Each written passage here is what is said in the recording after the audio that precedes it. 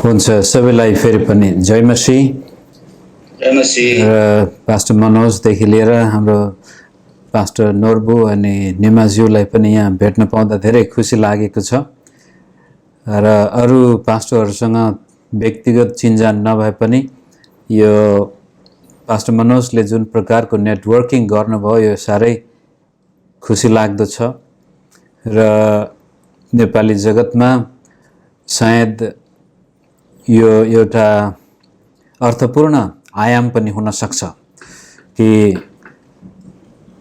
विगतको समयमा यो इन्टरनेटको जमाना आउनुभन्दा अगाडि हाम्रो देशमा पनि थुप्रै पास्टर सम्मेलनहरू हुन्थे तर ती पास्टर सम्मेलनमा अधिकांश विश्वासीहरू भाग लिन्थे अनि पास्टरहरू चाहिँ बाहिर घाम तापेरै बस्थे वचन प्रचार गर्ने। अब मलाई पहिलादेखि नै अब त्यो उल्था गर्ने सायद साधनको रूपले प्रभुले चलाउनु भयो होला। विभिन्न ठाउँमा वक्ताहरू आउँदाखेरि अङ्ग्रेजीबाट उल्था गर्दाखेरि त्यहाँ आएका पास्टर मित्रहरू सबै बाहिर बाहिर बसिरहेको तर सोझा साधारण विश्वासीहरू बढी वचन सुन्दथे अनि ती सम्मेलनहरूको शीर्षक हुन्थ्यो पास्टर सम्मेलन, लिडर्सहरू सम्मेलन, अगुवा सम्मेलन। दुःख लाग्थ्यो त्यो बेला। तर आज साँच्चै नै यो यसरी पास्टर मनोजले विभिन्न देशबाट नेपाली पास्टरहरूलाई यसरी एउटै सङ्गालोमा जोडेर हामी आउन सक्ने भएको हुँदा धेरै खुसी लागेको छ। म पनि आउने प्रयास त थियो, अहिले पनि यो तुफानको असरले कहिलेसम्म धान्यो मलाई थाहा छैन। बिचैमा म गायब पनि हुन सक्छु, त्यो भएको खण्डमा म भागेको होइन बुझ्नु होला। त्यसपछि पास्टर मनोज आफैले जिम्मा लिनुहुन्छ होला। यो बेला आउने जाने एकदमै अनिश्चित पावर सप्लाईका साथसाथै इन्टरनेट पनि त्यस्तै छ। तापनि म तपाईहरुको यो फेसबुकमा जब अपलोड हुन्छ त्यो म जुन बेलामा फुर्सद हुन्छ त्यति बेला म सुन्ने गर्छु यहाँहरुका सबै लेसनहरु, पाठहरु। अनि धेरै खुसी लागेको छ कि हाम्रो ईसाई जगतमा, नेपाली ईसाई जगतमा आज परमेश्वरको आत्माले भरिएका र वचनले खारिएका दासहरु छन् जसले नेपाली मण्डलीलाई एउटा खदिलो खुराक खुवाउन सक्ने हामी बनेका छौं।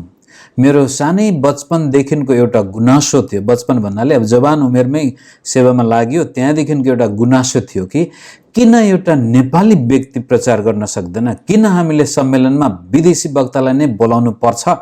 अब त्यो विदेशीलाई मैले घृणा गरेर भनेको त होइन, तर त्यो भित्रपट्टि एउटा प्रश्न थियो कि के हाम्रो नेपालमा यस्ता पास्टर, प्रचारक, शिक्षकहरू छैनन् जसले परमेश्वरको वचन आफ्ना मानिसलाई खुवाउन सक्दैनन्।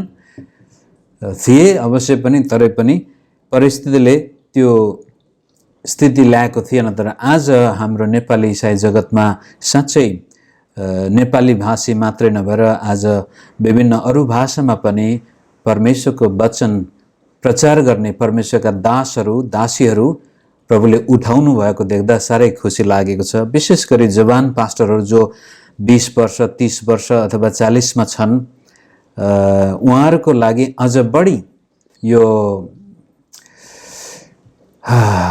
मौका छ आजको भावी संसारमा अझ बढी प्रभावशाली प्रचारक बन्ने, परमेश्वरको वचनको शिक्षा प्रचार गर्ने त्यो बन्ने सम्भावनाहरू धेरै छन्। जसै अब हुन त मनोज र हाम्रो उमेर कति त्यति धेरै फरक त नहुनु पर्ने। निमा भाइ र हामी त सँगसँगै हौं, सायद नर्मु पनि हामी पास्टर सबै एउटै उमेरका हुनुपर्छ। हामीहरू त्यही 50 को हाराहारीमा छौं होला, 50-55 को भने 20-30 वर्षको उमेरका पास्टरहरूको लागि भयंकर ठुलो मौका छ। हामीले सेवा गर्दाखेरि अब म आफ्नो व्यक्तिगत जीवनको उदाहरण दिन्छु। मैले सेवा सुरु गर्दाखेरि मलाई कहिले पनि यो मनमा पनि लागेको थिएन कि म एक दिन मानिसको सामनेमा उभिएर परमेश्वरको वचन प्रचार गरौँला। त्यति मात्र नभएर अब बाहिर विभिन्न देशमा गएर पनि जहाँ बोलाइन्छ त्यहाँ गएर प्रभुको वचन दिन सकुला भनेर सोचेको पनि थिएन। तर भित्रपट्टि लगाव चाहिँ थियो कि प्रभु तपाईले मलाई बोलाउनु भयो, यदि तपाईले एउटा बेलायती प्रचारकलाई विश्वका विभिन्न देशमा गएर प्रचार गर्न सक्ने बनाउनुहुन्छ भने नेपालीलाई पनि गर्न सक्नुहुन्छ भन्ने त्यो विश्वास चाहिँ ममा थियो।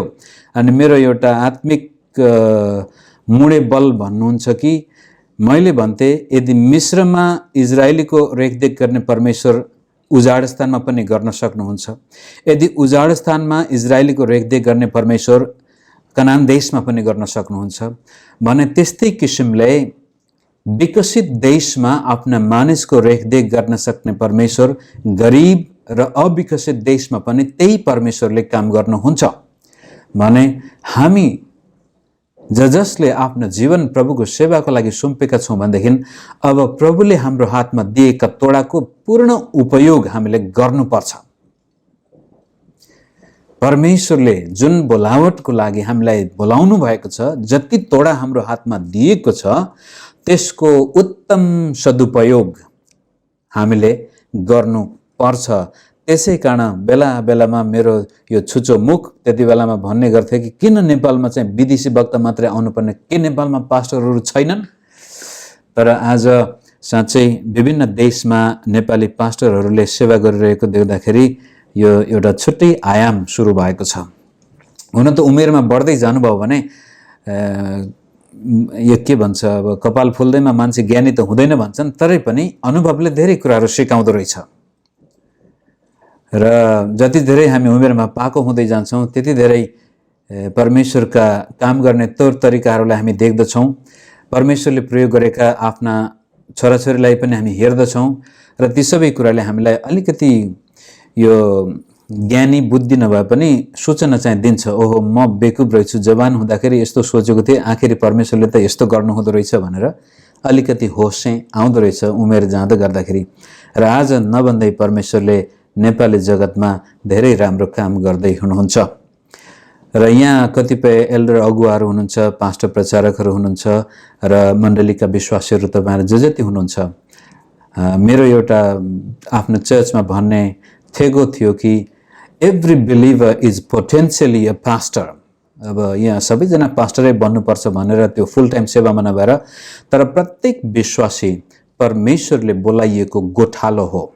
चाहे त्यो उसले आफ्नो परिवारलाई अगुवाई गर्नु किन नहोस्, चाहे एउटा स्कुलको शिक्षक भएर स्कुलका विद्यार्थी र शिक्षकहरूको जीवनमा त्यो गोठालोपन दिनको लागि किन नहोस्, जब एउटा विश्वासी हाम्रो चर्चमा पाइला टेक्छ, बप्तिस्मा लिन्छ भनेदेखि मैले त्यो व्यक्तिलाई हेर्ने दृष्टिकोणमा पोटेन्सियली यो व्यक्ति चाहिँ अगुवा, पास्टर, प्रचारक बन्न सक्छ।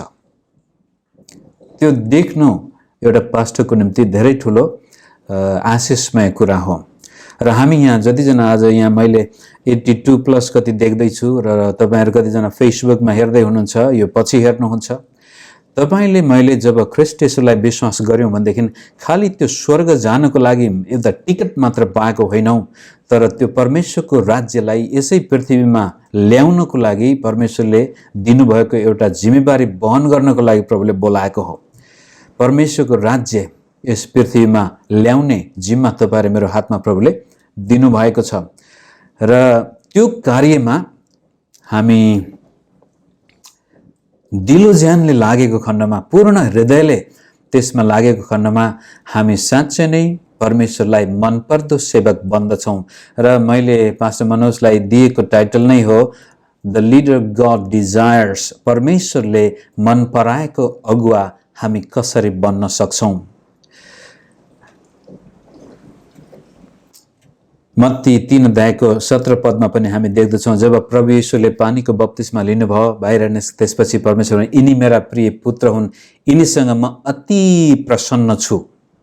I am well pleased with my son, this is my son. म साह्रै प्रसन्न छु यिनीसँग भने त्यो ख्रीष्ट येशूलाई आफ्नो सेवाको सुरुवातका दिनमा प्रभु परमेश्वर पिताले वाणीद्वारा हाम्रो कानसम्म पुर्याउनु भएको छ। त्यसपछि येशू प्रभुले आफ्नो दृष्टान्तमा मत्ती 25:21 र त्यसपछि तलका पदहरूमा पनि दुईजना ती तोडा भन्थ्यौँ पहिला, सुनका सिक्का दिएको व्यक्तिले जब 5वटा पाउनेले 10 ल्याएर आउँछ र 2टाले 4वटा लिएर आउँछ, येशू त्यो मालिकले भन्छ, शाबास तिमी असल र विश्वासयोग्य सेवक। अनि धेरै पास्टर प्रचारकहरूको एउटा जीवनको अन्त्यमा प्रभु येशूको मुखबाट सुन्ने चाहना, well done thou good and faithful servant, शाबास तिमी असल र विश्वासी सेवक। जीवनको सुरुवातमा यीशुको सेवामा सुरुवातमै प्रभुले भन्नुभयो, यिनी मेरा प्रिय पुत्र हुन्, यिनीसँग म साह्रै प्रसन्न छु भने हाम्रो जीवनको सुरुवातमै पनि परमेश्वरबाट त्यस्तो किसिमको वाक्यांश हाम्रो कानमा अथवा हाम्रो विवेकमा हामीले सुन्न सक्नुपर्छ। जब तपाईले आफैलाई ऐनामा हेर्नुहुन्छ, आफ्नो छातीमा हात राखेर आफैलाई भन्नुहुन्छ, फलाना त वास्तवमा परमेश्वरले मन पराएको व्यक्ति होस्, तैले जे गर्दैछस् त्यसमा परमेश्वर अति प्रसन्न हुनुहुन्छ, परमेश्वर तसँग खुसी हुनुहुन्छ, शाबाश तैले राम्रो गर्दैछस् भन्न सक्छौं या सक्दैनौं। र परमेश्वरसँग जब हाम्रो जम्का भेट हुन्छ, हामी प्रार्थनामा जान्छौं, आराधना गर्छौं, वचन प्रचार गर्न पुलपिटमा जाँदाखेरि हाम्रो वार्ता कस्तो हुन्छ पवित्र आत्मासँग? परमेश्वर मसँग प्रसन्न हुनुहुन्छ अथवा हेत तेरी मैले त प्रभु फेरि त्यहाँ यो बिगारेको छु, त्यो बिगारेको छु, मलाई यता भएन त्यता भएन भनेर हाम्रो विवेकले प्रश्नै प्रश्न गर्छ, दोस्याउँछ, या तपाईं ढुक्क भएर God is well pleased with me।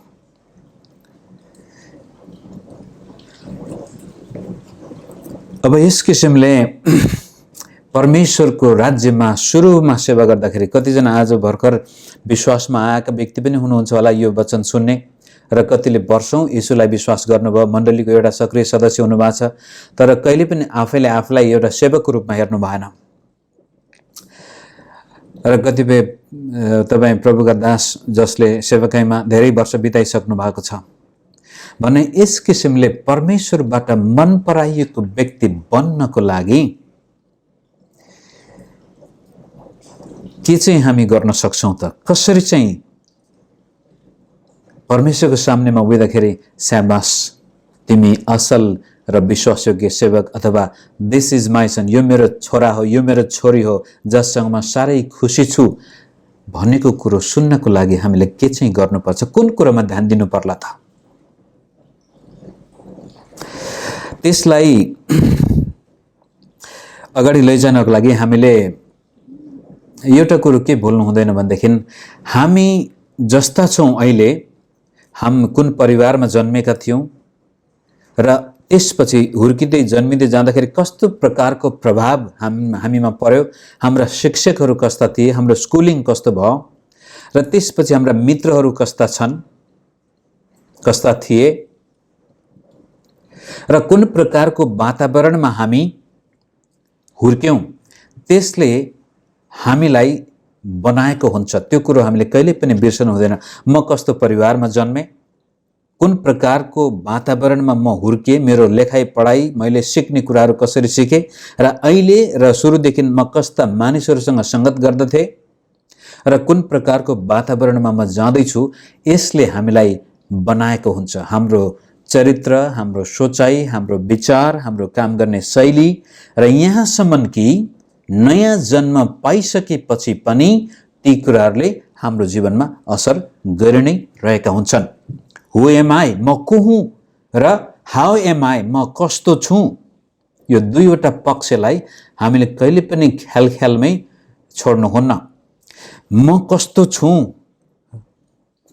त्यो मेरो चरित्र हो, म को हुँ त्यो मेरो परिचय हो,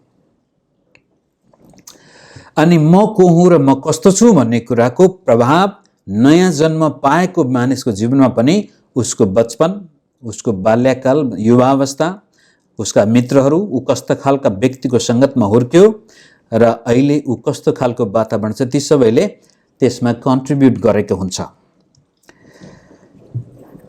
त्यसै कारण होला सायद डाँडाको उपदेशमा यीशु प्रभुले, अब डाँडाको उपदेश भन्ने बित्तिकै हामी मत्ती 5 देखि 7 अध्यायको त्यो खण्डलाई लिन्छौं। 5 देखि 7 मा प्रभु येशूको त्यो सन्देशलाई हामीले विभाजन गर्यौं भनेदेखि दुई भागमा विभाजन गर्न सक्छौं। एउटा चाहिँ बीइङ, अर्को डुइङ। मत्ती 5 अध्याय पुरै चाहिँ येशू प्रभुले म कस्तो हुनुपर्छ र त्यसपछि 6 र 7 मा चाहिँ मैले के गर्नुपर्छ भन्ने कुराहरू त्यहाँ उल्लेख गरेका छन्। त्यसै कारण म यहाँको सामनेमा के चाहिँ भन्न चाहन्छु भनेदेखि, यदि म परमेश्वरको सामनेमा उभिँदाखेरि स्याबास छोरा तैँले राम्रो गरिस् भनेको कुरो सुन्न चाहन्छु भनेदेखि मैले मेरो बिइङमा धेरै ध्यान दिनुपर्छ। Who am I and how am I, म को हुँ र म कस्तो छु भन्ने कुरा कहिले पनि यसलाई हल्का रूपले मैले लिनु हुँदैन। मैले आफैलाई तिखार्न, बनाउन, सुधार्न बिर्सनु हुँदैन।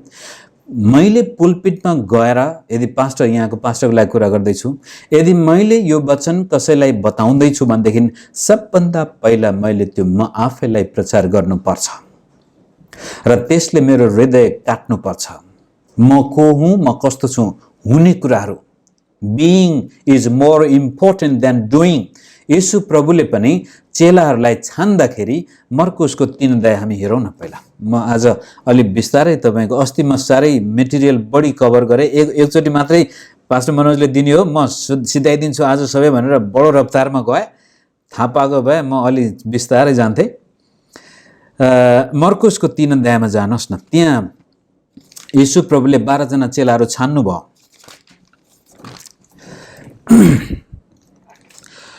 मर्कुस 3 को 13 र 14।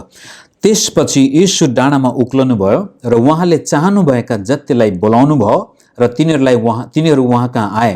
आफूसँग रहन र प्रचार गर्न पठाउनलाई उहाँले 12 जनालाई नियुक्त गर्नुभयो र त्यसपछि 12 जना चेलाका त्यहाँ नामहरू छन्। त्यहाँ पहिलो कुरा याद गर्नु, आफूसँग रहन, to be with him, being with Christ, येशूसँग रहन र त्यसपछि प्रचार गर्नको लागि, पठाउनको लागि तालिम दिन परमेश्वरले अथवा प्रभु येशू ख्रीष्टले 12 जना चेलाहरू छान्नुभयो। अब यी 12 जना चेला येशूसँग रहेको अथवा येशूसँग भएको बिइङ विथ क्राइस्टको एभिडेन्स, प्रमाण चाहिँ हामी प्रेरितको किताबको 4 अध्यायको 13 पदमा पाउँदछौँ। पहिलो कुरो त येशूले आफ्ना चेलालाई छान्नु, टु बी विथ हिम, आफूसँग रहनको लागि, त्यसपछि प्रचार गर्नको लागि, पठाउनको लागि छान्नु भएको थियो।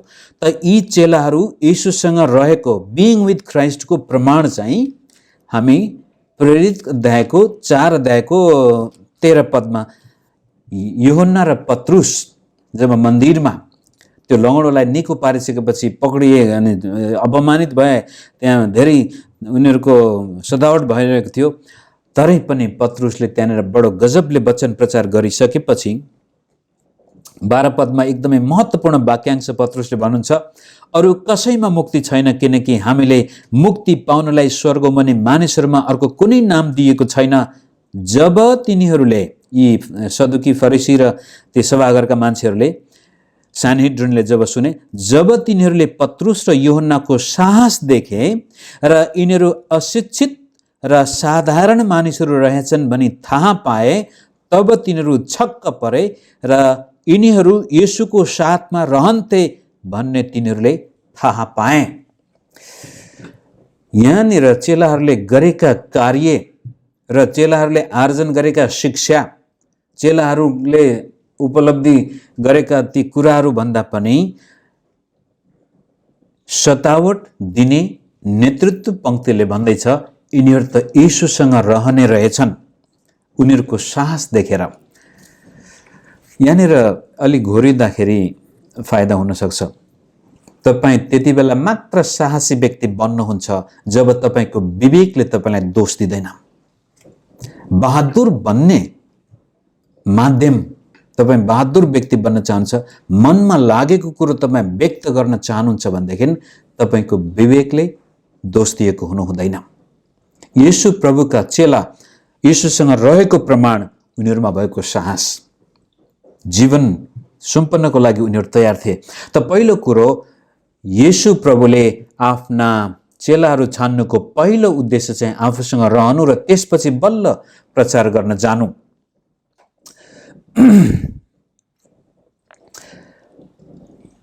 अनि यो कुरोलाई तपाईँले अलि घोरिएर हेर्नुभयो भनेदेखि व्यवस्था 28 अध्यायको 10 पदमा पनि भनिएको छ,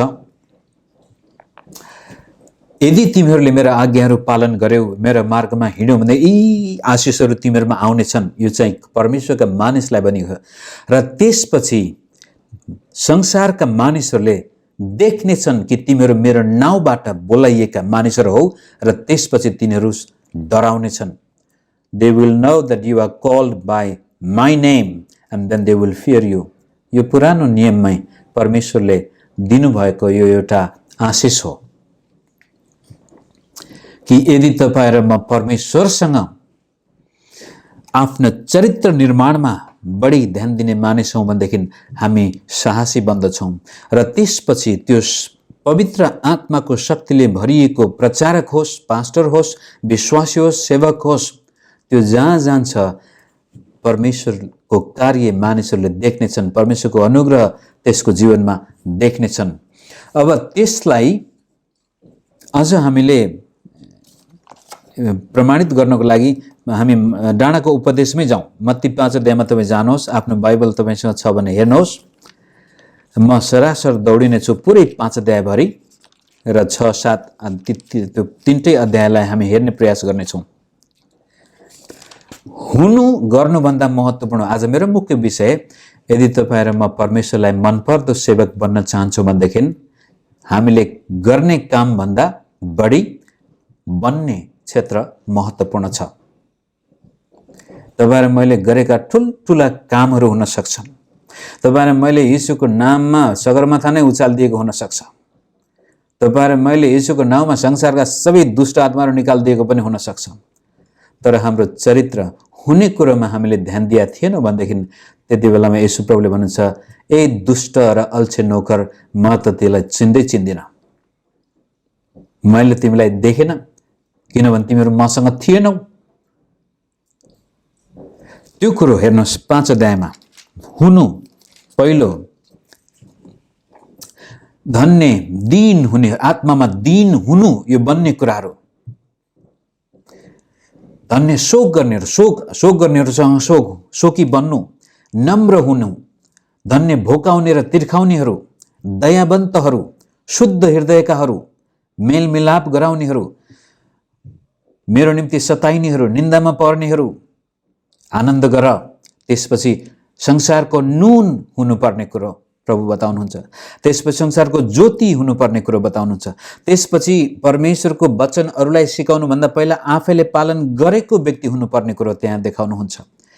अनि शास्त्री र फरिसीहरू भन्दा बढ्ता आफ्नो नैतिक र धार्मिक चरित्र निर्माण गरेको व्यक्ति त्यहाँ हुनुपर्ने देखिन्छ। आफ्नो भाइलाई प्रेम गर्ने मान्छे, हत्या होइन, रिस गर्ने होइन, तर प्रेम गर्ने व्यक्ति त्यहाँ देखिन्छ। भाइसँग मेलमिलाप गर्नुपर्ने कुरो 5 अध्यायमा देखिन्छ। कसैको ऋण नखाने व्यक्ति, त्यहाँ चाहिँ कसैले तिमीलाई अदालतमा लानुभन्दा पहिल्यै आफूले तिर्नुपर्ने कुरा तिर भन्ने कुरा त्यहाँ देखिएको छ। अनि त्यसपछि स्त्रीलाई शुद्ध नजरले हेर्ने, व्यभिचारका कुराहरू पनि। तपाईको नजर कस्तो छ? शुद्ध नजर, दूषित नजर नहुने, शुद्ध नजर हुनेहरू। विवाहमा विश्वासयोग्य, यो डिभोर्स परमेश्वरले मन पराउनुहुन्न। अनि आफ्नो वचनमा पक्का हुनेहरू, हो भने हो, होइन भने होइन। यस्तो किसिमले 5 अध्यायभरि प्रभु येशूले हाम्रो चरित्र निर्माणमा त्यत्रो समय दिनुभएको छ। र अन्तिममा तपाईले 5 अध्यायको अन्तिम पद हेर्नुहोस् त। 5 अध्यायको 48 पदमा, अन्तिम पदमा, यस कारण यति भनिसकेपछि, जस्तो तिमीहरूका स्वर्गमा हुनुहुने पिता सिद्ध हुनुहुन्छ, तिमीहरू पनि त्यस्तै सिद्ध हुनु पर्दछ।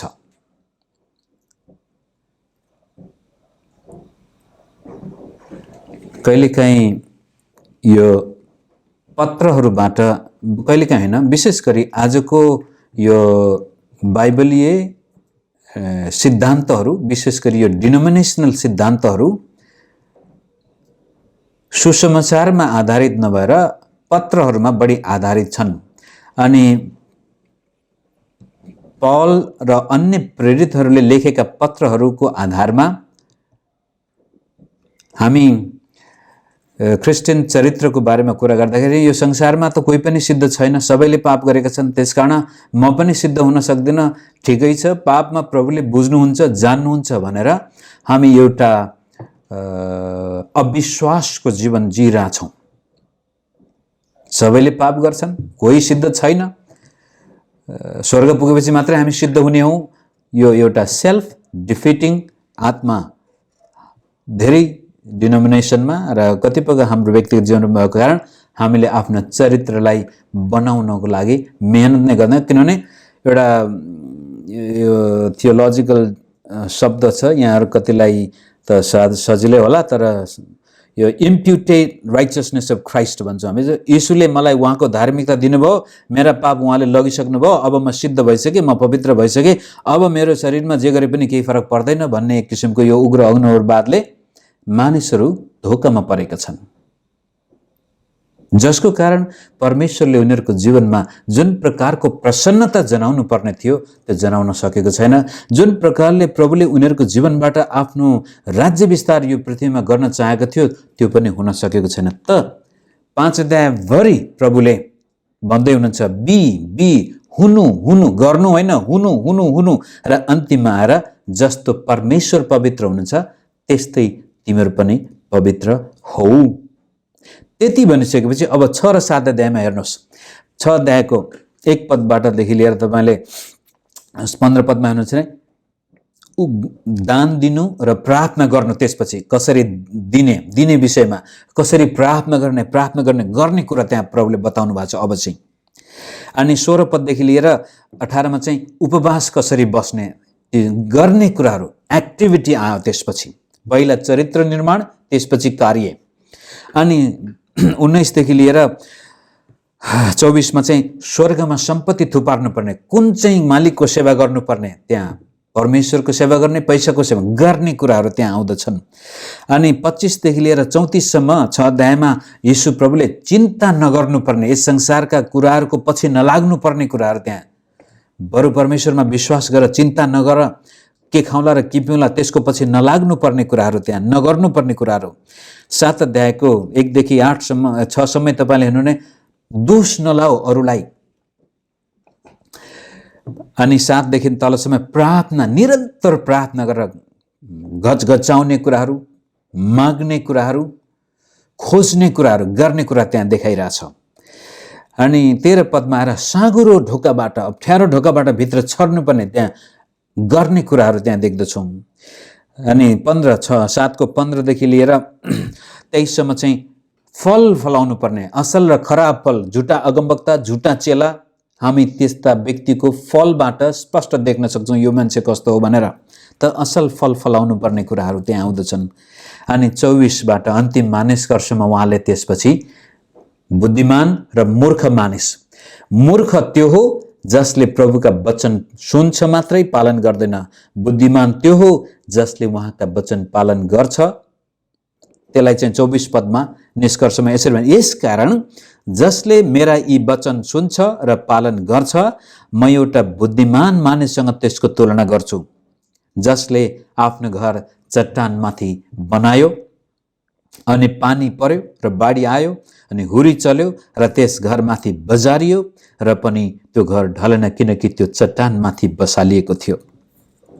जसले मेरा यी वचन सुनेर पनि पालन गर्दैन, त्यसको तुलना एउटा मूर्ख मानिससँग गरिन्छ, जसले आफ्नो घर बालुवामाथि बनायो, पानी पर्यो, बाढी आयो अनि हुरी चल्यो र त्यस घरमाथि बजारियो र त्यो घर ढल्यो अनि त्यसको ठुलो विनाश भयो। दुःखको कुरो, धेरै प्रभुका सेवकहरू, जसै हाम्रै दौतरीहरू, म आफै थुप्रै साथीहरू चिन्दछु जसले म सँगसँगै आफ्नो जीवन सेवाकाइमा लगाएको थियो, तर आज उहाँहरू कहाँ पुग्नु भयो। हुरी बतास सबैको जीवनमा आउँछ, तुफान सबैको जीवनमा आउँछ, भुइँचालो सबैको घरमा आउँछ, तर त्यो घर टिकिरहन्छ जसको जग चाहिँ, जसको चरित्र ख्रीष्ट येशू जस्तै बनेको छ। तर जसले चरित्रलाई ध्यान दिएको थिएन, गर्ने कुरा नै 40 दिन उपवास बसे भन्छ, कहिले मैले यो यति चङ्गाई गरेँ भन्छ, मैले त्यति चङ्गाई गरेँ भन्छ, म यति देश घुमेँ, त्यति देश घुमेँ, मैले यति मण्डली स्थापना गरेँ, मैले त्यति गरेँ। तर आफ्नो चरित्र ध्यान दिएन। आफ्नो व्यक्तिगत अन्तस्करणमा जुन प्रकारको बन्नुपर्ने हो, चेला बन्नुपर्ने हो, becoming a disciple is not that you go and preach the gospel. Becoming a disciple is to construct your inner man. आजको यो इभान्जेलिकल वर्ल्ड एकदमै बढी नै यो फरिसीवादले ग्रसित भएको छ, जहाँ चाहिँ गर्ने, मिसनरी पठाउने, प्रचार गर्ने, सुसमाचार प्रचार गर्ने, सारा देशमा गएर चेला बनाऊ। अनि हाम्रै नेपाली इसाई समाज पनि यो विभिन्न पहिला यो एडी 2000 के त्यहाँ हिम ग्लो इत्यादि भनेर चेला बनाउने बढी गर्ने कुरामा हामीले धेरै धेरै धेरै जोड दिन्छौँ। मण्डली स्थापना नेपालमा म तपाईँलाई सिधै भन्छु मित्रहरू, दुःख नमान्नु होला, कुनै नेपाली पास्टर विदेश जाने मौका पायो, अहिले त अब सबै जान थालिसकेका छन्, त्यो बेलामा यो सामाजिक सञ्जाल इन्टरनेट आउनुभन्दा अगाडि विदेशमा जान पाएको छैन, जान पाएको खण्डमा अथवा विदेशमा पढ्ने ढोका खुलेको खण्डमा नेपाल फर्केपछि उसले त्यसपछि मिनिस्ट्री के गर्ने भने नयाँ नयाँ मिनिस्ट्री ल्याउनु पर्ने, चर्च सुरु गर्ने, पास्टर बन्ने, त्यो ध्येय नै त्यो दिमागै हुन्थेन हाम्रो साथीहरूको। मिसन सुरु गर्ने, के मिसन, कस्तो मिसन, किनभने त्यसले फाइदा हुँदो रहेछ।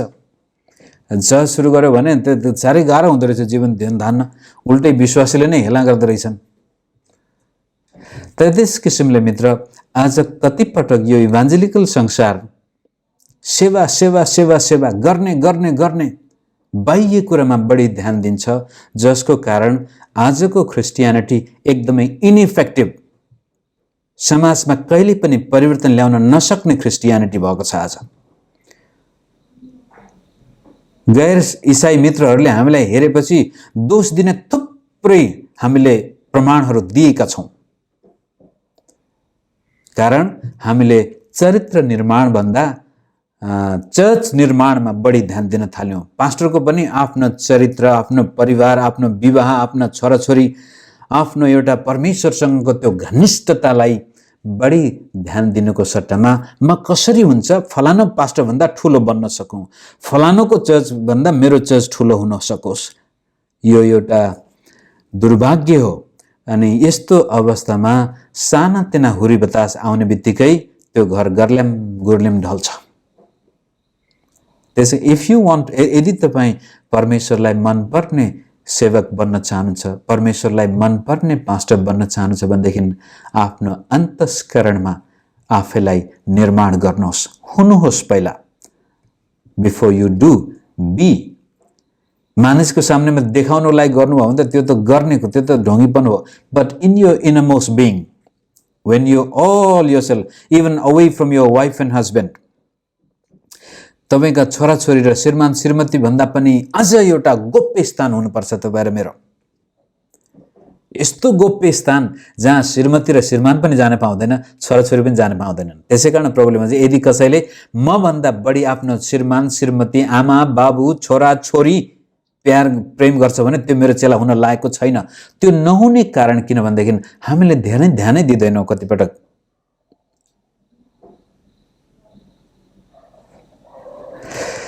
त यदि पहिलो कुरो यो डाँडाको उपदेशलाई नै हामीले हेऱ्यौँ भनेदेखि त्यो फाउन्डेसन चाहिँ तपाईहरु मेरो चरित्र देखिन्छ, र त्यसपछि अनि कन्स्ट्रक्सन प्रभुको वचन अनुसारको जीवन, त्यो साह्रै बलियो, लङ लास्टिङ हुन्छ, मरेर गइसक्दा पनि। आज हाम्रो बीचमा रवि जखराय हुनुहुन्न, दुःख लाग्छ, तरै पनि आज मात्र होइन, अबको मानिलिउँ प्रभु येशू 500 वर्षसम्म आउनु भएन भने पनि त्यति बेलासम्म पनि उनको सेवाको असर रहिरहनेछ। लुथर मरेर गइसके 500 वर्ष अगाडि नै, तर आजसम्म उनको असर छ। वेस्ली मरेर गइसके आजसम्म उनको असर छ। वेस्लीलाई मर्दाखेरि एउटाले भनेको थियो, he died as a poor man but he left a very rich church। तर आज धेरै पास्टरहरू तपाईं देख्नुहुन्छ भनेदेखि चर्च एकदमै गरिब छ, पास्टर साह्रै धनी। भेरी स्याड, चरित्रको कुरो हो। खैर म धेरै त्यता नजाउँ। त यस्तो किसिमले प्रभु यीशु स्वयंले हामीलाई भन्नुभएको छ भनेदेखि how can I become a leader like that, how can I, म कसरी चाहिँ आफ्नो चरित्र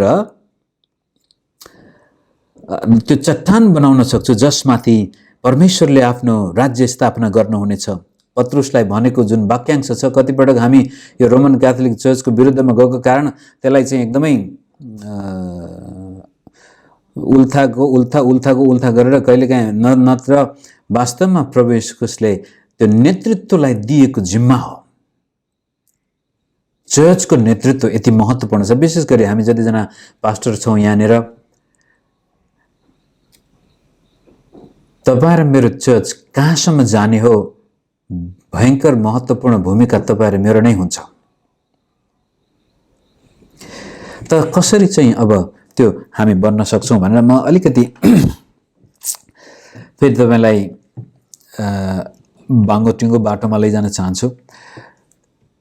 मैले सुरुमै भने मेरो नयाँ जन्म भइसक्दा पनि मेरो पृष्ठभूमि कस्तो थियो, म कुन प्रकारको पृष्ठभूमिबाट आएको हुँ, मेरो सोचाइ, मेरो विचार, मेरो व्यक्तित्व कस्तो थियो, त्यसले अझै असर गरि नै रहेको हुन्छ। किनभनेदेखि तपाईँहरूमा शरीरमा छौँ, हाम्रो आत्मामा त हाम्रो नयाँ जन्म भयो, तर शरीरले पुनरुत्थान भएको छैन।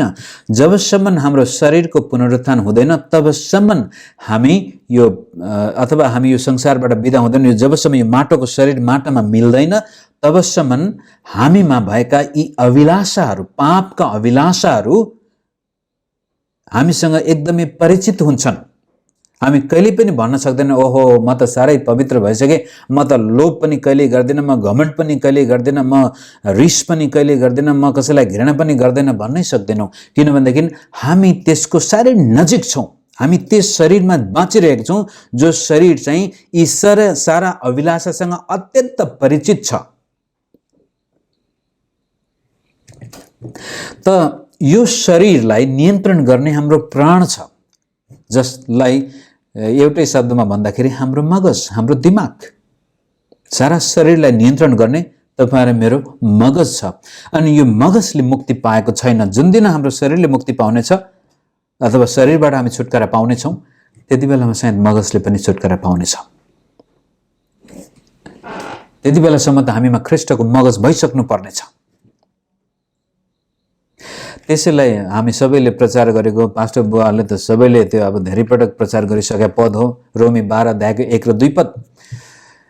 हाम्रो मगजको यस संसारसँग एकै चालका, एकै ढाँचामा नचल, तर आफ्नो मगजको परिवर्तन भएर, मगजको बी ट्रान्सफर्म्ड बाई रिन्युइङ योर माइन्ड, यो मगजलाई हामीले परिवर्तन गर्नै पर्ने हुन्छ। किनभनेदेखि यो मगजले नै हाम्रो व्यक्तित्व निर्माण र त्यसपछि हाम्रा बानी व्यवहारहरू र हाम्रो चरित्रमा पनि यसले दखल पुर्याउँदछ। यदि यो परिवर्तन भएन भने हामी कहिले पनि एउटा रहरलाग्दो चरित्र निर्माण गर्न सक्दैनौँ, हामी बन्नै सक्दैनौँ जति बन्ने प्रयास गरिन्छ। त्यसै कारण यदि मगज परिवर्तन भएको खण्डमा तब बल्ल परमेश्वरको असल र उत्तम इच्छा के हो सो तिमीहरूले थाहा पाउनेछौ भनेर पावलले रोमीको 12 मा भन्छ कि आफ्नो शरीरलाई पनि परमेश्वर कहाँ दिइहाल। अनि त्यो शरीरलाई त्यति बेला मात्र हामी दिन सक्छौँ जब हामी हाम्रो मगजमा पूर्ण रूपले परिवर्तन हुन्छौँ। तपाईँ र मेरो पहिलाको सोच्ने जुन प्रकारको शैली थियो, जुन प्रकारको तौर तरिकाहरू थिए, जुन प्रकारका भावनाहरू थिए, अब यो मनोवैज्ञानिकहरूले बताउँदै आएका कुराहरू हुन्। त कतिपटक त्यो सायद धेरैलाई मन नपर्न पनि सक्छ, तर यदि कुनै बालक एकदमै बचपनमा म्यानिपुलेटिभ थियो भनेदेखि भोलि गएर परमेश्वरमा विश्वास गरेर पनि सेवा गर्न थाल्यो भनेदेखि त्यसमा म्यानिपुलेटिभ स्पिरिटले काम गरिरहेको हुन सक्छ। डिसेप्सन थियो बचपनदेखि नै, डिसेप्सन। जस्तै म एउटा ठाउँमा प्रचार गर्दै थिएँ अनि यस्तै खालको एउटा टेबल थियो, म पुलपिटमा होइन, टेबलमा बाइबल राखेर उभिएर प्रचार गर्दै थिएँ र त्यो टेबलको छेउमा एउटा सिक्का थियो, 2 रुपियाँ 5 रुपियाँ कस्तो एउटा सिक्का थियो र मेरै छेउमा एउटा बालक, त्यति बेला 6-7 वर्षको एउटा बालक थियो। त्यो बालक बस्यो, त्यो बालकले चाहिँ उभिएर आएर देख्यो त्यो सिक्का त्यहाँनिर अनि म प्रचार गर्दैछु, सबैजना मेरो वचन सुन्दै थिए। अनि त्यसले त्यो सिक्का यसो उठ्छ, बेला बेलामा चटपट चटपट गर्छ, हातले यसरी धकेल्छ, यसरी धकेल्छ, 10-15 मिनटको ग्याप राख्दै धकेल्दै धकेल्दै मेरो वचन सक्नुभन्दा पहिले त्यसले त्यो सिक्का खसाल्यो टेबलबाट। अनि खसालेपछि टिपेर म यो कर्केट आँखाले हेरिरहेको छु, म वचन बोल्दैछु, उसलाई थाहा छैन पास्टरले हेरेको छ भन्ने कुराहरू। अनि पकेटमा हाल्यो, गयो। र अब त्यस्तो प्रकारको चरित्र बचपनदेखि नै त्यो बालकको थियो भने यदि उसले त्यो परिवर्तन गर्न सकेन हो, कहिलेकाहीँ त पवित्र आत्माले गजबले परिवर्तन गर्नुहुन्छ, प्रभुलाई धन्यवाद, तर अधिकांश त्यो मिरेकल, त्यो आश्चर्य कर्म हुँदैन। त्यो परमेश्वरको वचनको सहायताबाट हामीले गर्नै पर्छ आफैले आफैलाई। भने त्यो बालक भोलि गएर पास्टर प्रचारक बनेको खण्डमा त्यो डिसेप्टिभ, त्यो एकदमै प्रकारको चलाकीपन, संसारको ढाँचा, जसको कारण हामी परमेश्वरलाई मनपर्दो सेवक बन्न सक्दैनौँ मित्र। त यो मगजलाई परिवर्तन गर्न जसरी अब हामी कतिजनाले पढेका व्यक्तिले, त्यो कसै किताब पढ्नेहरूलाई थाहा हुनसक्छ, जोन लकले भने कि हामी जन्मिँदाखेरि एउटा एम्प्टी स्लेट लिएर आउँछौँ, खाली कागज, कोरा कागज जस्तै बच्चाको दिमाग हुन्छ, तर त्यसमा चाहिँ हाम्रा 5वटा ज्ञानेन्द्रियहरूबाट जे कुरा छ त्यो भरिने हो। तर अब कतिले होइन, हामी जन्मिँदाखेरि पनि परमेश्वरको स्वरूपमा भएको कारण हामीलाई एउटा छुट्टै अलौकिक प्रकाश पनि छ भन्ने पनि हुन्छन्। तर जेसुकै होस्, जसरी हाम्रो मगजमा 5वटा ज्ञानेन्द्रियहरूद्वारा इन्फर्मेसनहरू गएको छ, त्यस्तै किसिमले नयाँ जन्म पाइसकेको मानिसको जीवनमा परिवर्तन हुनको लागि पनि तिनै ज्ञानेन्द्रियको प्रयोग गर्नु अत्यन्त आवश्यक छ। त्यो कुरो हेर्नको लागि मेरो समय सिद्धिनुभन्दा अगाडि तपाईँको ध्यान म मत्ती 13 अध्याय र मत्तीकै 25 अध्यायमा हेर्न चाहन्छु। तपाईँलाई त्यो एकदमै फेमिलियर प्यासेज हो, हेर्नु पनि पर्दैन होला। मत्ती 13 अध्यायमा प्रभुले बिउ छर्नेको उखान भन्नुभएको छ। अनि बिउ छर्नेको उखानमा त्यहाँ एउटा बिउ बाटोमा पर्यो, चराहरूले खाएर गयो। एउटा ढुङ्गेनी जमिनमा पर्यो, जरा थिएनन्, तुरन्तै हुर्क्यो, तर सतावट आउने बित्तिकै, खेद आउने बित्तिकै हराएर गयो। एउटा काँडा र सिउँडीमा पर्यो, चिन्ता, फिक्री र धन सम्पत्तिको मोहले त्यसलाई निसासिदियो र फल फल्न सकेन। एउटा चाहिँ असल जमिनमा पर्यो र त्यसले 30 गुणा, 100 गुणा र 60 गुणा फल दियो। असल जमिन प्रभु येशूले त्यसपछि असल हृदयसँग दाँच्नु भएको छ। त्यसलाई म 1-2वटा पद पढ्न चाहन्छु। मत्ती 13 अध्यायको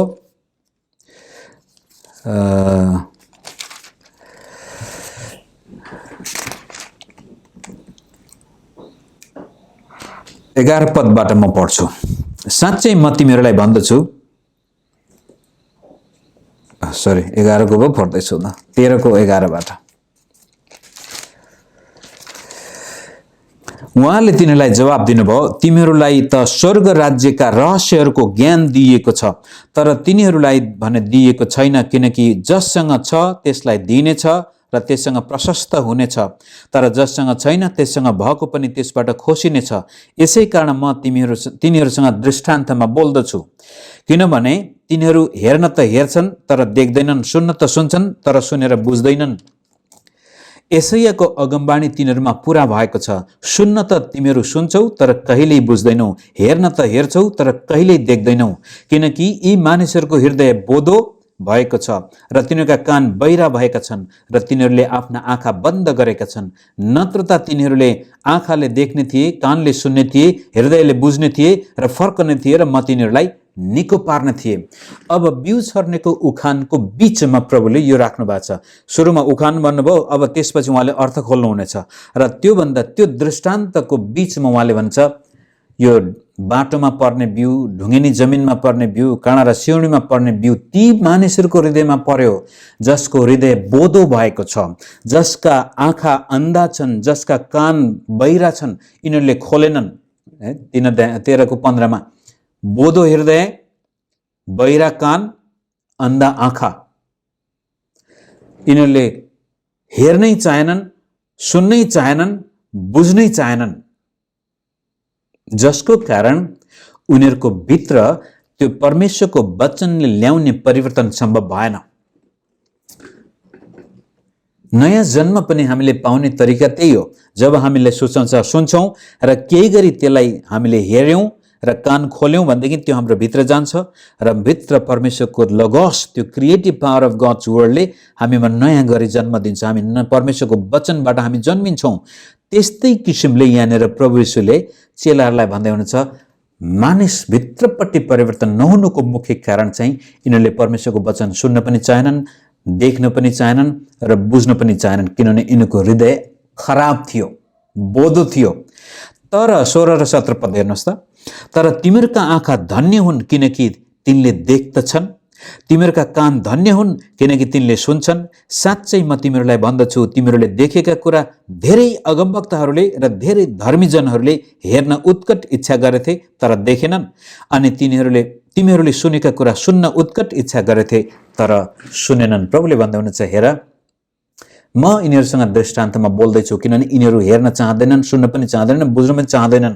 तर तिमीहरू धन्यका हो, हेर तिम्रा आँखा, तिमीहरूले मलाई देखेका छौ। अनि यूहन्नाले पनि हामीले उहाँको महिमा यस्तो देख्यौँ, पत्रुसले पनि उहाँको महिमा हामीले देख्यौँ। येशू प्रभुले भन्नुहुन्छ, तिमीहरूले त वास्तवमा लगोस परमेश्वरको त्यो सृष्टिकर्ता वचनलाई शरीरमा देखेका छौ, तिमीहरू धन्यका हो। अनि तिमीहरूका कान पनि धन्यका हुन्, किनभने तिमीहरूलाई आज मैले जीवन दिने वचन बताउँदैछु र तिमीहरूले सुनेका छौ। तिम्रो कानबाट मेरो वचन भित्र गएको छ, तिमीहरूका आँखाले मेरो महिमा देखेका छौ, त्यसै कारण तिमीहरू धन्यका हो। त मित्र, तपाईँ र मेरो चरित्र यदि हामीले परिवर्तन गर्ने हो भनेदेखि पहिलो ध्यान दिनुपर्ने तपाईँको इन्द्रिय हो कान। यो कान तपाईँले यदि ख्याल गर्नुभयो र तपाईँले सुन्नुपर्ने कुराहरू राम्रोसँग सुन्नु भएन भनेदेखि यसले तपाईँको चरित्र निर्माण गर्दछ। जसै बचपनमा तपाईँले आफ्ना छोराछोरीलाई सराप्दै हुनुहुन्छ भनेदेखि पछि गएर ती छोराछोरीमा एक किसिमको हीनता बोधको आत्माले काम गर्छ। एउटा शिक्षकले कुनै विद्यार्थीलाई एकदमै खसालेर बोल्छ भनेदेखि त्यो विद्यार्थीको जीवन नष्ट हुन सक्छ, कानको शक्ति। त कुनै शिक्षकले एउटा विद्यार्थीलाई एकदमै उत्साहित बनाइदिन्छ भनेदेखि त्यो विद्यार्थीले भोलि गएर केही काम गर्छ। कानले, प्रभुले भन्दै हुनुहुन्छ, कान धन्यका हुन् किनभने तिमीहरूले यो जीवनका वचन सुनेका छौ। आँखा धन्यका हुन् किनभने अब तिम्रा आँखा परमेश्वरको वचनद्वारा कन्डिसन्ड भएका छन्। त्यो कुरोलाई तपाईँले पहिलो कोरिन्थी 2:9 र 10 पदमा हेर्नुभयो, त्यहाँ आँखाले नदेखेका, कानले नसुनेका र मानिसको मगजमा नपसेका कुराहरू परमेश्वरले उहाँलाई प्रेम गर्नेहरूका निम्ति तयार गर्नुभएको छ। तर हाम्रो निम्ति चाहिँ ती कुराहरू यीशु ख्रीष्टमा प्रकाश पारिएका छन्। जसले यीशुलाई विश्वास गरेको छ त्यसका कान खोलेका छन्, आँखा खोलेका छन्, मगज पनि खोलेको छ। त अब चाहिँ यदि विश्वास गरिसक्दा पछि पनि मेरो विगतको बानी सुध्रेको छैन, ममा जुन प्रकारको निर्मल हृदय हुनुपर्ने हो, असल हृदय हुनुपर्ने हो, यदि मेरो हृदयमा परमेश्वरको बिउ पसेपछि त्यहाँ 30, 60 र 100 गुणा फल यदि फलेको छैन, ममा चिन्ता, फिक्री, धनको लोभ, लालच, मोह, शरीरका अभिलाषा अथवा बढी म ढुङ्गिने जमिनमा त्यो एकदमै इमोसनलमा तुरन्तै विश्वास गर्ने, तुरन्तै छोडिदिने, अथवा एकदमै कठोर हृदय भएको त्यो माटो जमेको बाटोको माटो जस्तो छ भने पनि यदि मैले मेरा कान खोले भनेदेखि परमेश्वरको जीवित वचन मभित्र पस्नेछ र त्यसले त्यो त्यो त्यो ढुङ्गा जस्तो हृदय फुटाउनेछ। र एजिकेल 36:26 मा प्रभुले भन्नुभएको, म तिमीहरूको ढुङ्गाको हृदय निकालेर तिमीहरूलाई मासुको हृदय दिनेछु भनेछ, त्यो काम प्रभुले गर्नुहुनेछ। त यदि परमेश्वरलाई मनपर्दो सेवक हामी बन्ने हो भनेदेखि मित्र,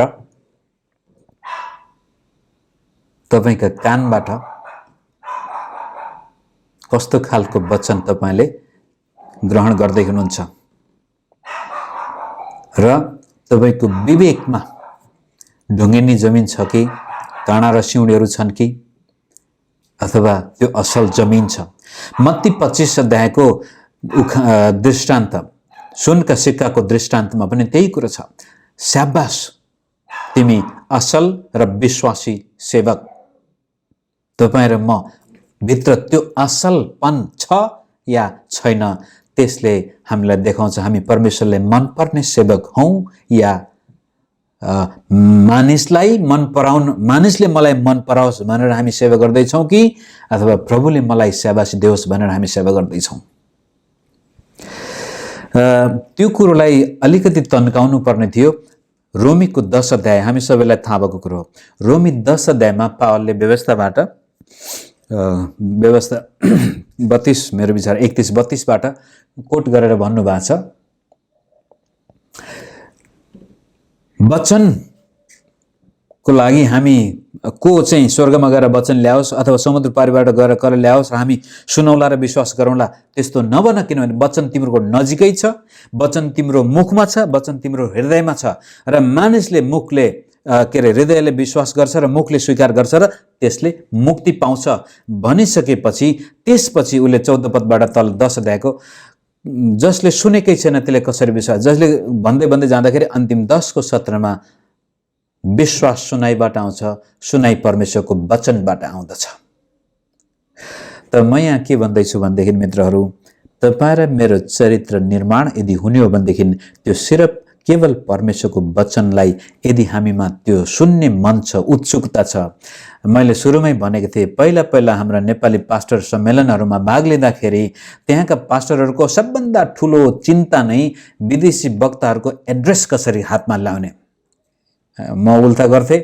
त्यसपछि त्यहाँ थुप्रै पास्टर आएर अंग्रेजीमा बोल्न नआएको कारण भाइ तपाईले, म सानै हुन्थे, भाइ तपाईले त्यो वक्ताको नाम र ठेगाना कस पाइन्छ कि भनेर भनिदिनुहोस् भन्दाखेरि म पनि लाटो मान्छे गएर सुरुमा त सोधे, यो दाइले चाहिँ तपाईको नाम र ठेगाना चाहन्छ भन्दाखेरि त अब त्यहाँ पहिला आयोजकले नै पहिल्यै त्यो सतर्क गराउनु पर्ने रहेछ कि कसैले तपाईको नाम ठेगाना मागेको खण्डमा फलाना आयोजकलाई सोध भनिदिनु भनेर। धेरै पटक त्यस्तो त्यहाँ पास्टरहरूको ध्येय नै कसरी हुन्छ विदेशीसँग सम्बन्ध राख्नु, कसरी हुन्छ दाता समेट्नु, बटुल्नु, सम्मेलनमा जानु, विदेशमा सम्मेलनमा जानुको लक्ष्य र उद्देश्य पनि पास्टरको चाहिँ कसरी हुन्छ डोनर खोज्ने। एकजना मैले बाइबल स्कुलमा पढाएको विद्यार्थीले एक दिन आएर भन्नुभयो, सर म एकचोटि अमेरिका जान्छु, म अमेरिका गएपछि बोल्छु, बोलेर आइसकेपछि नेपालमा म केही गर्छु। त्यो चाहिँ हाम्रो लक्ष्य। वचनको निम्ति कान तिखारिएको छैन भनेदेखि हामी कहिले पनि चरित्र निर्माण गर्न सक्दैनौं। क्लासरुममा बस्नु, जसै म बेलामा सायद उदाहरण पनि दिन्छु होला। मैले बप्तिस्मा भारतको टनकपुरमा लिएको थिएँ। बप्तिस्मा लिँदा पनि निकै मेहनत गर्नु परेको थियो। नेपालमा बप्तिस्मा दिनै मानेको थिएन। बप्तिस्मा लिइसकेपछि त्यही मण्डली भवन 3 जनाले हामीले बप्तिस्मा लिएका थियौँ। 2 जना हामी भट्ट, मेरो एकजना नातेदार र म, र एकजना चौधरी भाइ हुनुहुन्थ्यो, दाइ थियो, मभन्दा ठुलो, म सबभन्दा कान्छो हो कि त्यस्तै थियो। हामीले त्यो बप्तिस्मा लिएपछि त्यो कोठाभित्र हामी पस्यौँ, चर्चभित्र पस्यौँ र त्यो दिन चर्चमा प्रचार गर्ने एकजना जवान थिए। त्यो बेला पहिलो पटक मैले एउटा चर्चमा यस्तो प्रचार हुँदो रहेछ भन्ने कुरा देखेँ त्यहाँ। किनभने त्योभन्दा पहिला हाम्रो त्यो नेपालमा भएको चर्चमा त्यही 4-5 जना विश्वासी हुन्थ्यौँ, सबैजना गोल आकारमा गुन्द्रीमा बस्थ्यौँ, एउटाले बाइबल खोज्थे, अर्कोले भजन गाउँथे अनि के पढ्थे, त्यतिकै एउटा साधारण घरेलु संगति भन्ने अहिले बुझाउँछौँ। त्यहाँ गएपछि त त्यहाँ अरू विश्वासी पनि थिए अनि वक्ताले गजबले राम्रो, त्यो वक्ताको प्रचार अहिलेसम्म मेरो कानमा रङ घुम्छ। अनि ती वक्ता थिए विशाल मंगलवादी।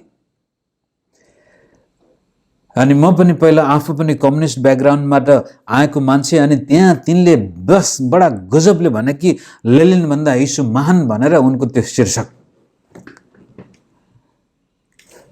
त्यो दिनदेखि नै त्यस्तो खालको वचन सुन्न पाउनु लोभ लाग्दो। अब विश्व प्रख्यात तपाईका दास-दासीहरू छन्, आज तपाईले कसरी सुन्नुहुन्छ त्यो वचन, कसका लागि सुन्नुहुन्छ? अनि पास्टर प्रचारकले बाइबल कसका लागि पढ्नुहुन्छ? यदि तपाईं पास्टर हो खाली शिक्षा दिनको लागि र प्रचार गर्नको लागि मात्र बाइबल पढ्दै हुनुहुन्छ भनेदेखि तपाईं गर्ने कुरामा बढी ध्यान दिँदै हुन्छ, हुने कुरामा ध्यान दिनु भएको छैन। यो त तपाईहरु मेरो जीवनको आहारा हो। त्यति भनिसकेपछि 19 भजन सङ्ग्रह 119 को 130 मा तपाईले हेर्नु भने परमेश्वरको वचन जब हाम्रो जीवनमा प्रवेश गर्दछ नि मित्रहरू, त्यसले ज्योति र समशक्ति ल्याउँछ। भजन सङ्ग्रह 119 को 130 पद तपाईले हेर्न सक्नुहुन्छ। जहाँ परमेश्वरको वचनले प्रवेश पाउँछ, तपाईको कानबाट परमेश्वरको वचन साँच्चै तपाईँ आफ्नो चरित्र निर्माणको लागि, आफ्नो आत्मिक विकासको लागि खाने पास्टर हो भनेदेखि तपाईँ जहाँ जानुहुन्छ प्रभुले तपाईलाई चलाउनु हुनेछ। तपाईँ जुनसुकै मण्डलीमा जानुहोस्, त्यहाँका विश्वासीहरू एकदमै तपाईँ देखेर खुसी हुनेछन्।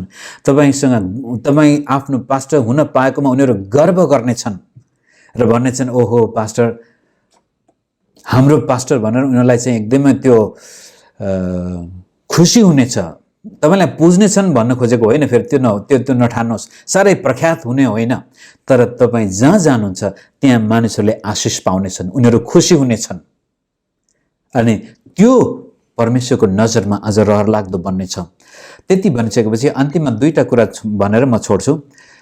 त यस्तो व्यक्ति बन्नको लागि हाम्रो रहर चाहिँ हुनुपर्छ। सबभन्दा पहिला म परमेश्वरको मित्र बन्न चाहन्छु। I want to be a friend of God. सुरुमा मैले यीशुलाई कहीँ सुनेको थिएन, यीशुको नाम समेत पनि मैले सुनेको थिएन। कहिले याद हुँदाखेरि एउटा नैतिक शिक्षा 4-5 क्लासमा पढ्दाखेरि कता थियो कि भन्ने छ, तर म अब स्कुलमा पढ्ने मेरो त्यो उनै वातावरण नै थिएन। म एउटा कहिले स्कुलमा क्लासमा पनि नगएको जस्तै व्यक्ति थिएँ। तर पहिलो मेरो हातमा सुसमाचारको पुस्तक पढ्यो, सबैको साथी। सायद हाम्रो पुरानो पास्टरहरूलाई थाहा छ होला त्यो किताब, अहिले त आउट अफ प्रिन्ट भयो कि भयो थाहा भएन। सबैको साथी, त्यो किताब पढ्दाखेरि मेरो जीवन आकाश पाताल भयो। त्यसपछि यूहन्नाको पत्रको 15 अध्यायमा आएर यीशुले भन्छ, म तिमीहरूलाई नोकर होइन, म तिमीलाई मेरा मित्र भन्दछु। म सायद मेरो किताब तपाईँले पढ्नु भएको छ, मैले मेरो आफ्नो गवाही लेख्दाखेरि बायोग्राफी लेखेको छु। मलाई परमेश्वर पिता भन्दाखेरि साह्रै गाह्रो भयो। परमेश्वर के भन्छ, Jesus Christ is our elder brother भन्ने त्यो, तर यीशु ख्रीष्ट मेरो मित्र, परमेश्वर मेरो मित्र भन्नेपछि त्यसले मेरो भित्रपट्टि छुन्थ्यो। I want to be a friend of God. त्यो लङ्गिङ, तपाईँ कस्तो खालको व्यक्ति बन्न चाहनुहुन्छ? परमेश्वरको मित्र। अब्राहमलाई बाइबलले परमेश्वरको मित्र, यशाया 41 को 8 मा प्रभुको वचनले आफैले भन्छ, अब्राहम मेरो मित्र हो, तिमी त मेरो मित्र अब्राहमका सन्तान हो भनेर त्यो मेसियानिक प्रोफेसीमा इजरायललाई परमेश्वरले बोलाउँदै हुनुहुन्छ। मोसालाई पनि परमेश्वर प्रस्थान 33 को 11 मा मोसासँग बातचित गर्दा मित्रसँग बातचित गर्ने जस्तै तपाईँ कसरी गर्नुहुन्छ यीशुसँग बातचित? डाँडाको देवता, डरलाग्दो परमेश्वर, क्रोधी अथवा आफ्नो फाइदाको लागि चलाउनु पर्ने? मोसा आम्ने सामने एउटा मित्रसँग जसरी बात गर्दथ्यो त्यसरी परमेश्वर मोसासँग बात गर्नुहुन्थ्यो। मित्र त मित्र, कस्तो खालको मित्र? त्यसलाई चाहिँ हामी यूहन्नाको किताबमा पढ्नै पर्छ। यूहन्ना 15 अध्यायको हामी 14-15 पद हेरौँ। मित्र त मित्र परमेश्वरको, तर कस्तो खालको मित्र? तपाईँ पास्टर हो, परमेश्वरको मित्र हो भनेदेखि कस्तो खालको मित्र?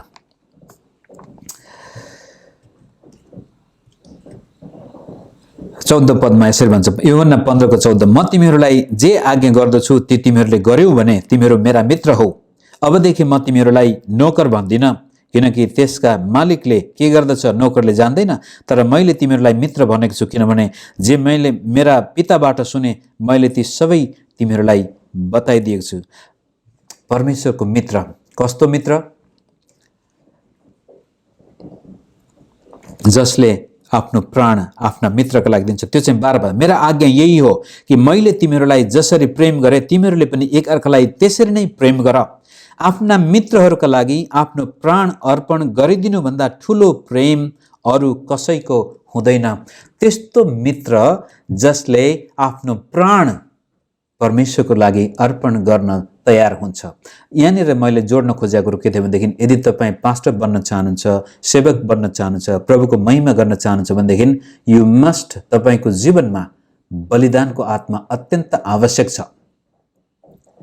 यदि स्याक्रिफिसियल स्पिरिट हामीमा छैन, बलिदानको आत्मा हामीमा छैन भनेदेखि हामी परमेश्वरको मित्र कहलाउन सकिँदैनौँ। अब्राहम परमेश्वरका मित्र किनभनेदेखि आफ्नो घर जग्गा जमिन आफ्नो सबै नाता कुटुम्ब छोडेर गए। त्यसपछि लुतसँग पनि छुट्टिँदाखेरि ल बाबु तिमी जुमा लाग छान, अनि आफ्नो पुत्र इसाकलाई पनि उनले बलिदान दिन तयार भए। त्यसै कारण अब्राहमलाई प्रभुले मेरो मित्र भन्नुभयो। मोसालाई पनि परमेश्वरले त्यसरी नै मित्र भन्नुभयो, किनभनेदेखि जब इजरायलीहरूले सुनको बाछा बनाएर परमेश्वरको विरुद्धमा लागे अनि परमेश्वरले भन्यो ए मोसा अब म तँबाटै नै नयाँ जाति खडा गर्छु भन्दाखेरि मोसाले भन्छ होइन होइन प्रभु त्यस्तो नगर्नुहोस्, बरु मेरो नाम जीवनको पुस्तकबाट मेटाइदिनुहोस्, तर तपाईँका मानिसलाई यसरी नष्ट नगर्नुहोस्। मानिसका लागि आफ्नो ज्यान दिन तयार छ मोसा पनि। परमेश्वरको नामको बदनाम नहोस्, इजरायलीहरू नष्ट भएको खण्डमा प्रभु तपाईँकै नाम बदनाम हुनेछ, त्यसकारण भनेर प्रस्थान 32 अध्यायमा तपाईँले पढ्न सक्नुहुन्छ। परमेश्वरको मनपर्ने सेवकको जीवनमा बलिदानको आत्मा हुनुपर्छ। कहिले पनि म सेवाकाईबाट के फाइदा लिऊँ भन्ने उद्देश्यले जीवन बनाउनको लागि, भविष्य बनाउनको लागि, पैसा कमाउनको लागि, जीवनमा केही ठुलो व्यक्ति बन्नको लागि, इज्जत कमाउनको लागि हामी आएका छौँ भनेदेखि त्यसले हामीलाई कहिले पनि परमेश्वरको मनपर्दो सेवक बन्न दिने छैन। तर जीवन सुम्पनको लागि तयार हुनु पर्यो, मर्नको लागि तयार हुनु पर्यो। Friend of God, what kind of friend? हामी पनि आज तपाईँ देख्नु संसारमा हाम्रा मित्रहरू हुन्छन्, तर उनीहरूले हामीबाट केही फाइदा नदेखेपछि हामीलाई छोडेर जान्छन्।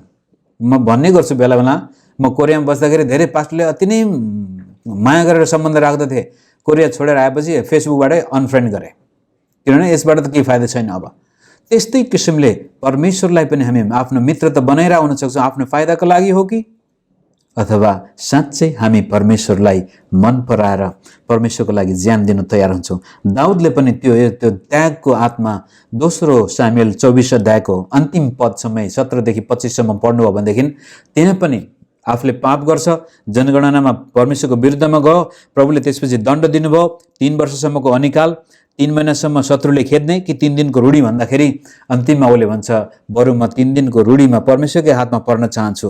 र 3 दिनसम्म त्यो चल्ने रूढी, तर केही समय चलिसकेपछि परमेश्वरले आफ्नो मन बदल्नुहुन्छ र एउटा दूत त्यहाँ देखा पर्दछ र दूतसँग दाउदले भन्छ हे प्रभु यी मानिसलाई नमार्नुहोस्, गल्ती त मैले गरेको पाप, म बरु मलाई मार्नुहोस्, यी मानिसलाई नमार्नुहोस्।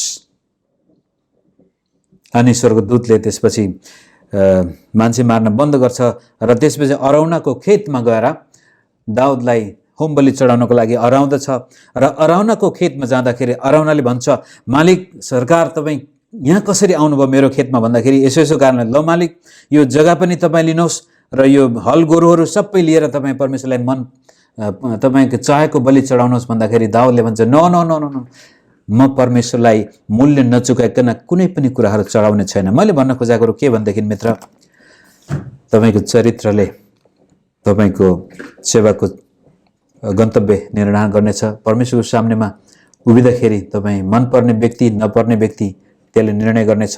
र सबभन्दा पहिला यदि बन्न चाहनुहुन्छ भनेदेखि परमेश्वरको मित्र बन्ने प्रयास गर्नुहोस्। कस्तो खालको मित्र? प्रभुको लागि ज्यान दिन तयार।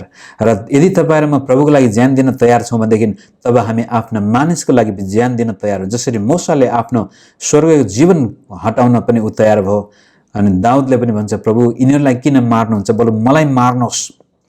तपाईँले आफ्ना चर्चका विश्वासलाई दोष दिनुको सट्टामा बरु आफै आफ्नो झोली झुम्टी बोकेर तपाईँ जानुपर्ने हुन्छ। कहिलेकाहीँ चर्चमा तपाईँ बस्नै सक्नु भएन, अगुवाई भयो, त्यहाँ निकै गाह्रो भयो भने फलानाले गर्यो यो गर्यो भन्दाखेरि बरु आफू परमेश्वरले देखाएको ठाउँमा जान तयार हो, त्याग गर्न सक्नु पर्यो, बलिदान दिनु पर्यो। तर स्वार्थपूर्तिको लागि, जीवन बनाउनको लागि हामी सेवामा लागेका छौँ भनेदेखि we will never be a servant with whom God will be well pledged.